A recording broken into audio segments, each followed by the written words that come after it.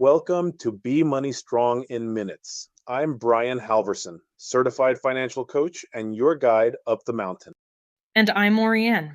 Every episode, we take one real financial situation, one real framework, and break it down in minutes because the right move at the right stage changes everything.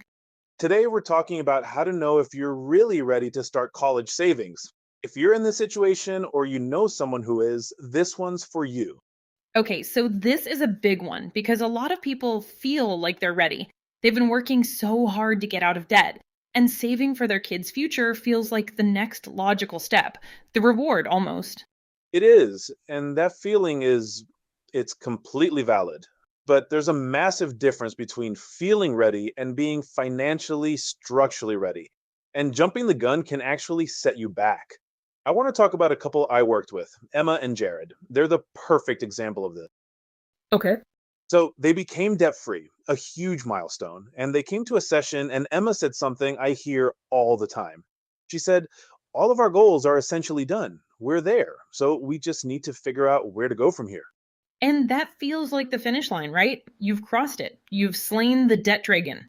Exactly. But here's the thing, being debt free isn't the finish line. It's actually the starting line for a whole different, more complex race.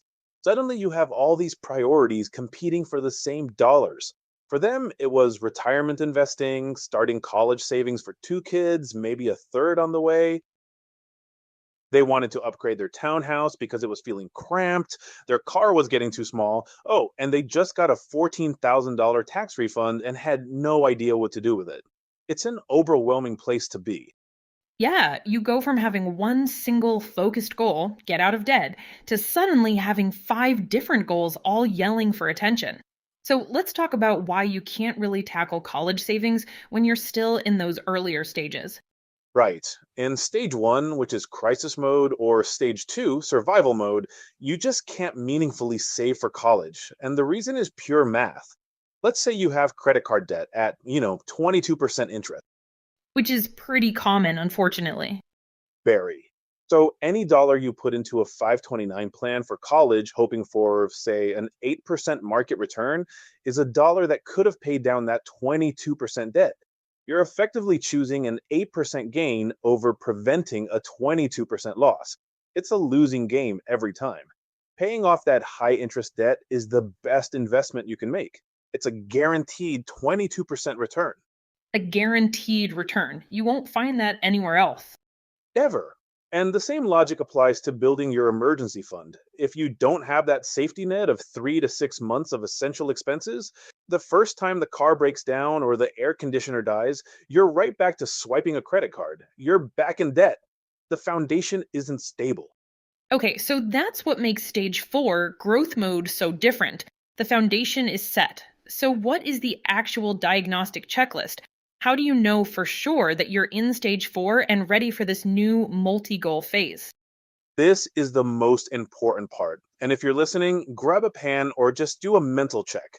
First, you are completely debt free except for your mortgage. That means no car payments, no credit card balances, no personal loans. Zero. Okay, debt free, but the house. Got it. Second, you have a fully funded emergency fund covering 3 to 6 months of essential expenses. It's in a savings account, liquid, ready to go. The buffer is in place. Check. Third, and this is the one that trips so many people up, you are already investing 15% of your gross household income for retirement. Now, just thinking about it, not doing it sporadically, it's happening automatically every single month. 15% locked in. That's a big one. It's huge, and there are a couple more. You can clearly distinguish between a need and a preference. Like Emma and Jared wanting a new house, they realized it was a preference, not a need, and they could wait. And finally, you have a plan for irregular income or windfalls. So you're not just making reactive decisions. So, if you can't check every single one of those boxes, you're not actually in stage four yet. You are not, and that's okay. It just tells you which box to focus on next. But if you can check them all, then you're ready to talk about the order of operations for these competing goals. Okay, so let's say you're there. You're truly in stage four. How do you decide what gets funded first? The retirement, the college, the house? There's a strict hierarchy. Goal number one is and always will be retirement. That 15% investment is non negotiable. It comes first, it stays on, period.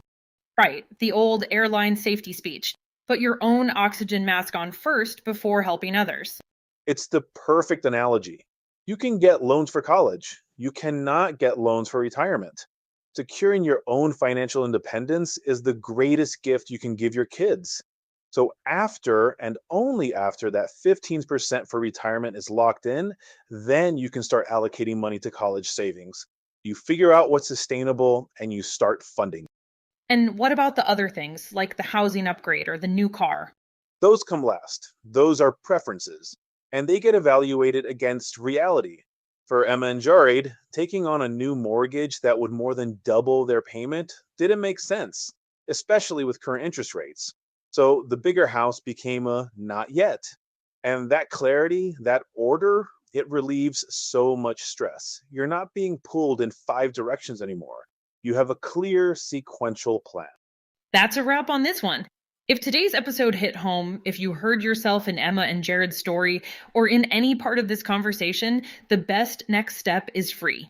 It's called the Discovery Call. Head to bemoneystrong.com/discovery call to book your free 20-minute call where we figure out exactly where you are on the mountain and what the right moves are from there. No sales pitch, just a real diagnosis built around your number. Not ready to book a call yet? Take the free financial health assessment instead at bemoneystrong.com/FQ assessment. It takes 10 minutes and tells you exactly which stage you're in and the one move that gets you to the next. Both links are also in the description. Book the call, take the assessment, or do both.